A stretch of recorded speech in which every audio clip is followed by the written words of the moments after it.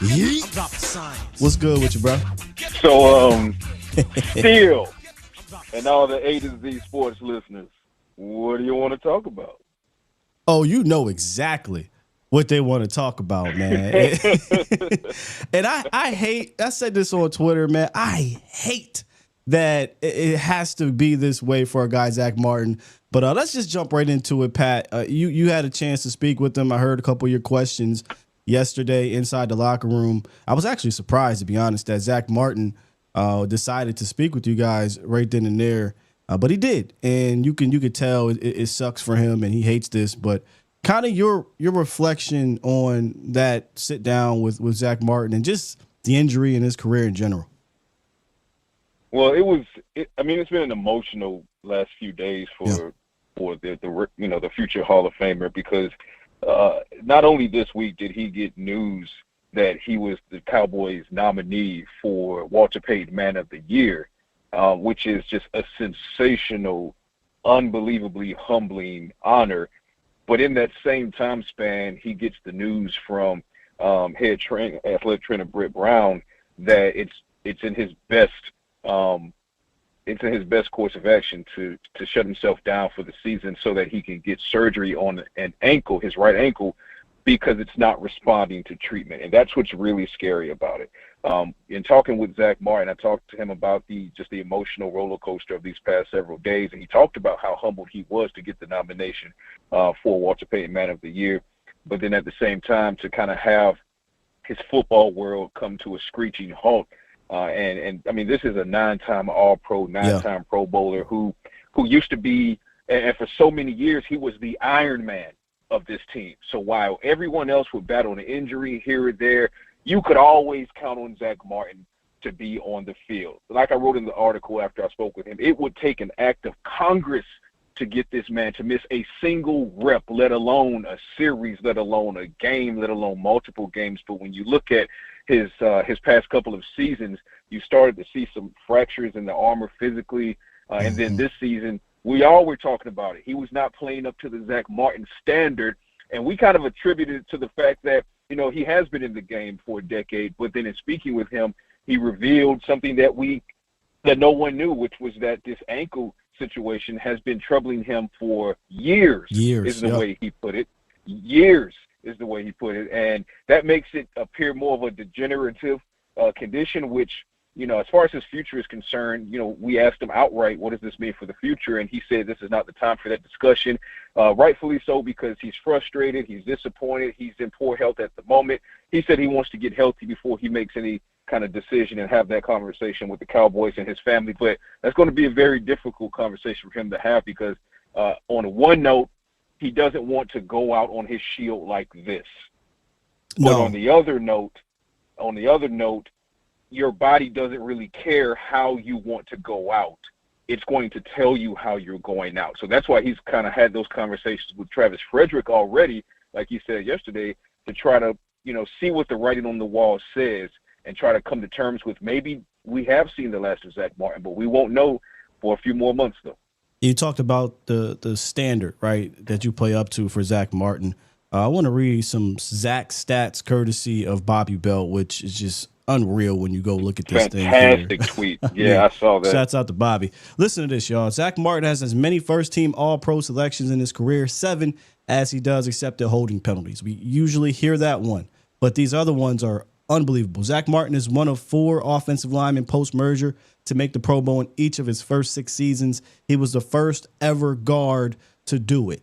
In the last 6 years and 17 days, Zack Martin has been called for one false start penalty on the road, and he has 1 holding penalty since CD Lamb was drafted.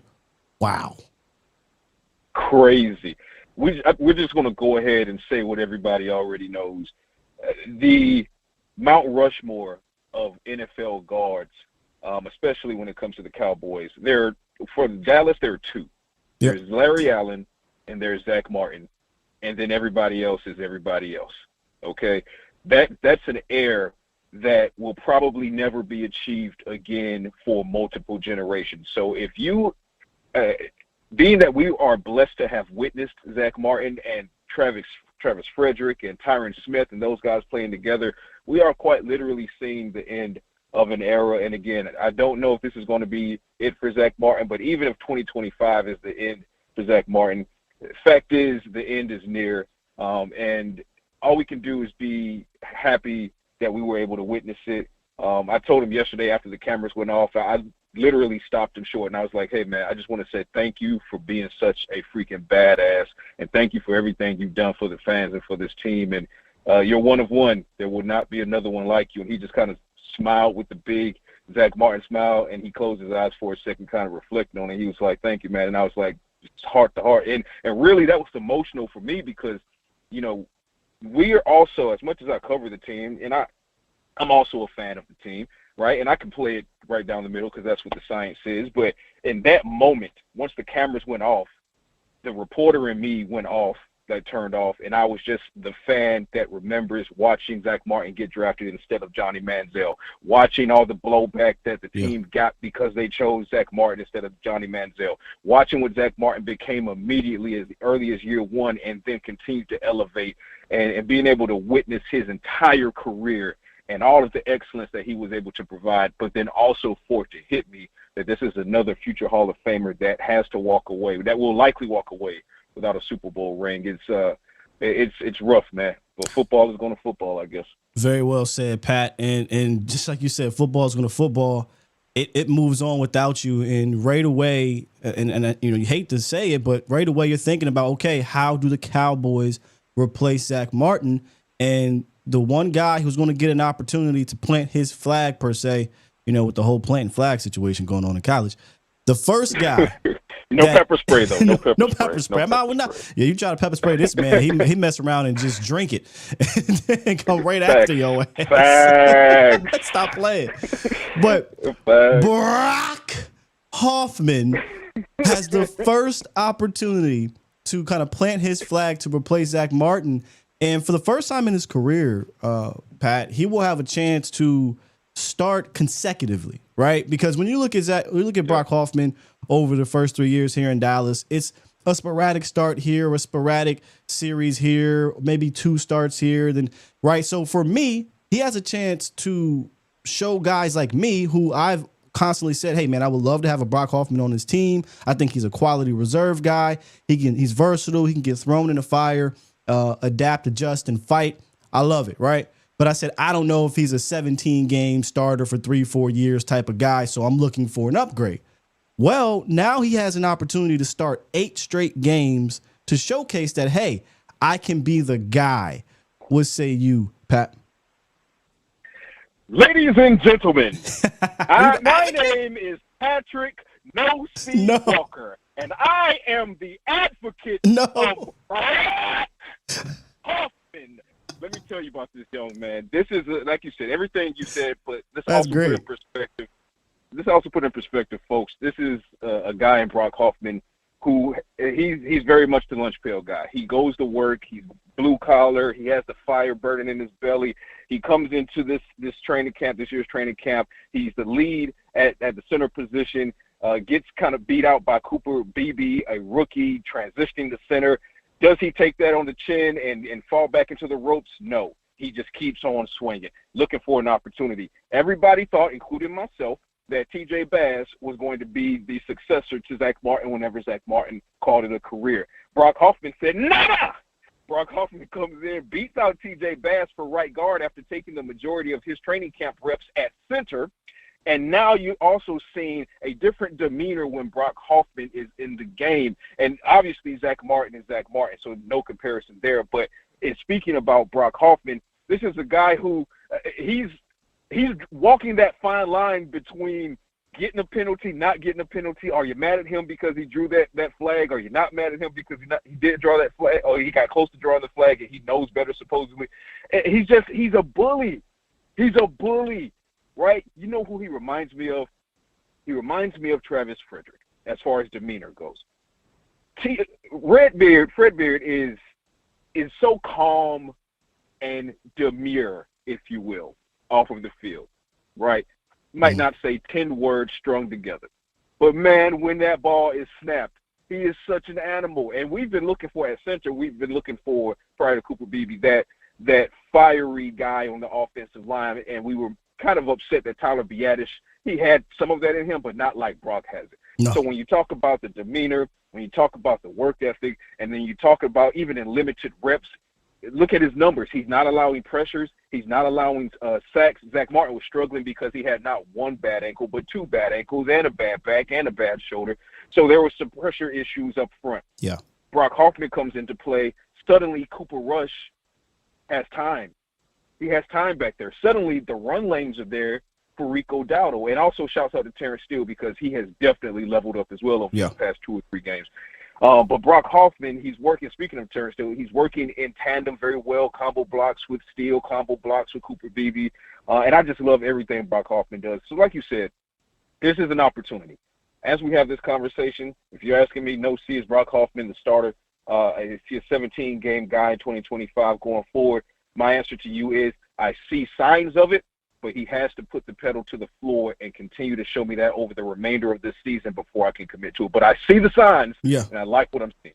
Either way, I said this many different times. You want this guy in your O-line room. I don't want him to walk away here. I think he like I said, he's a guy that if you have to throw him in the fire, he's shown that he can do it. So if you don't bring him back as a starter, say you sign a starter, you draft a starter, at least keep him on this roster to compete and keep that offensive line with some nasty in it. That's kind of how I see it.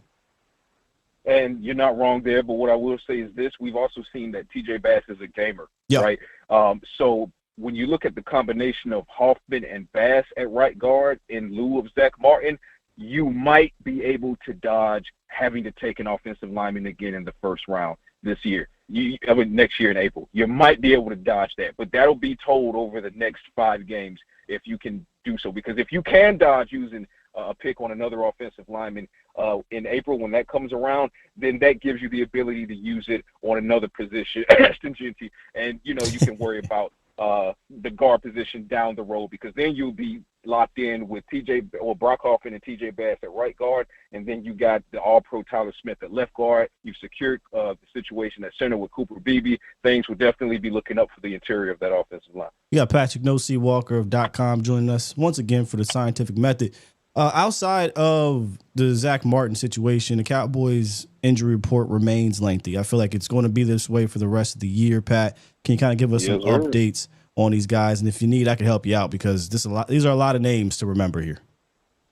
No, I got it right in front of me. And you're right, it is a lot of names, and it's probably going to stay a lot of names. And unfortunately, based on how things are trending, names might be added after this week and after the following week and the subsequent week, because every week it seems like the Cowboys suffer 1 or 2 more injuries.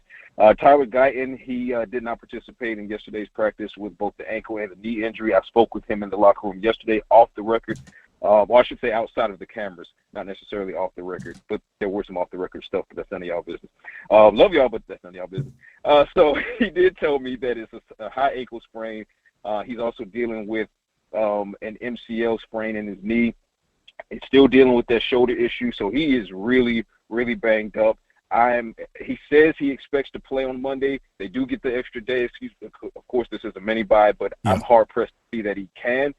Let's say I wouldn't be surprised if he sat on Monday. He's really banged up. CeeDee Lamb, shoulder, did not participate, but we spoke with CeeDee yesterday. He said he expects to play. That's also what McCarthy said. That's what Jerry and Steven are saying.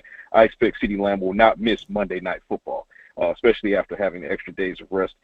Zack Martin will be on IR here shortly. Wanye Thomas, he's expected to miss 2 to 3 weeks with a meniscus injury. Not the worst-case scenario, but definitely a best case in that when you see him carted off, you were really concerned, but he should return before the season is over. Fingers crossed there.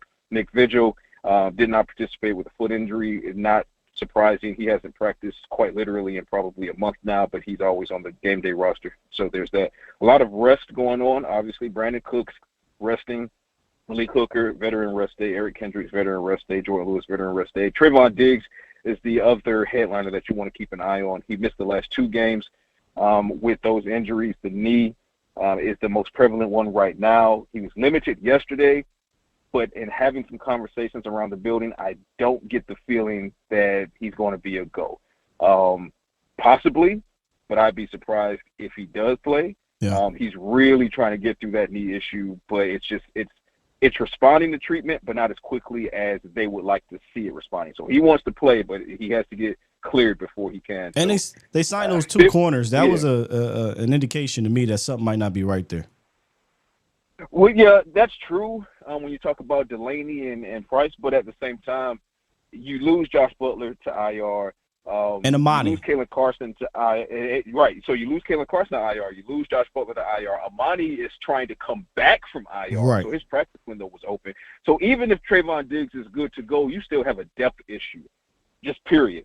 If Trayvon Diggs cannot go, well, now you have a depth issue and a starter issue. So either way, you were going to need to add one or two bodies at defensive back. So that's why they added Price and Delaney. So that makes sense. So I say that to say still, seeing those two guys added to the practice squad doesn't, for me, immediately disqualify Trayvon Diggs from playing against the Bengals. I think those moves needed to happen anyway. But I am monitoring Diggs over the next couple of days to see what his probability is. But as we have the conversation right now on Friday morning, it sounds real iffy.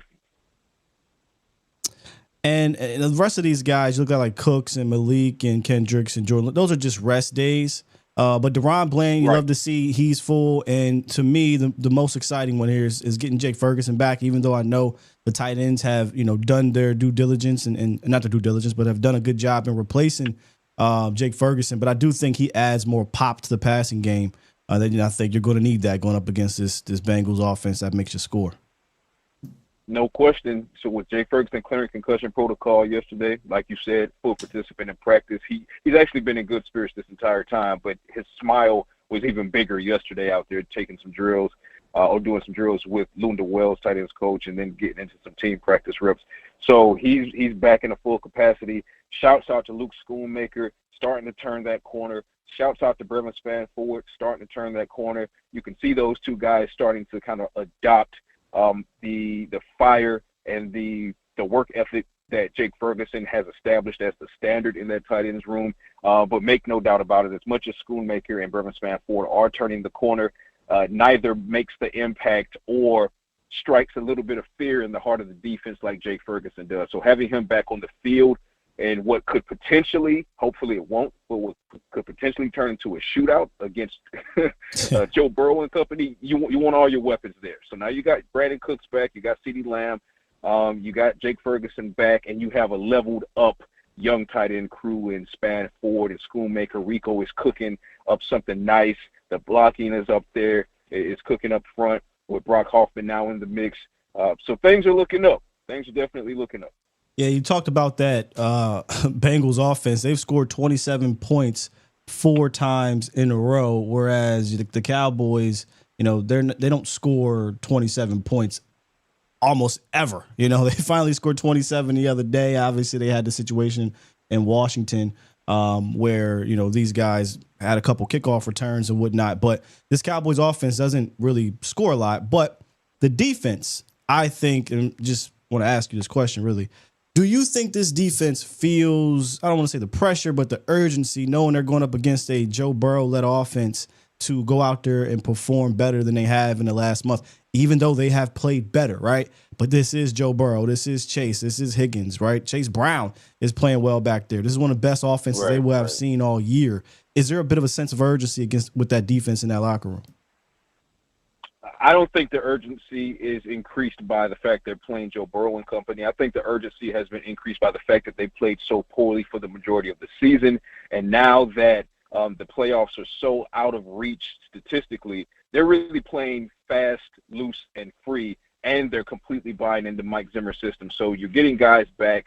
Unfortunately, it doesn't look like Tank is going to be back this week, but you're getting guys back. You got Micah Parsons in that combo with Demo playing out of their freaking mind. Mozzie is starting to turn that corner as well. Osa is starting to look like peak Osa again in the Zimmer system. Chauncey Golston is doing things. Carl Lawson has come alive. So that defensive front, Eric Kendricks as well, that defensive front is really starting to do some damage, and that's helping the secondary. So I think that as far as the sense of urgency is concerned, it's there and it's already ratcheted up. But the fact that they happen to be going against Joe Burrow and that prolific offense on Monday Night Football, I don't know that it adds more than has already been added to them, because we've all beat the hell out of them over the past several weeks, and rightfully so, because they played very, very bad football. So now they're just trying to end on a high note, and what better note than to shut down an offense that essentially does whatever the hell it wants against defenses. So if you want to go out there on Monday Night Football and send a message, no better offense to do it against. I 100% agree. Hey, Pat, appreciate you coming through once again for the scientific method. Let them know where to find your work at, man. I know you got the science lab dropping every week. I think it's a must read. Yeah, check out the .com, head to the mothership. This week's Science Lab dropped on yesterday.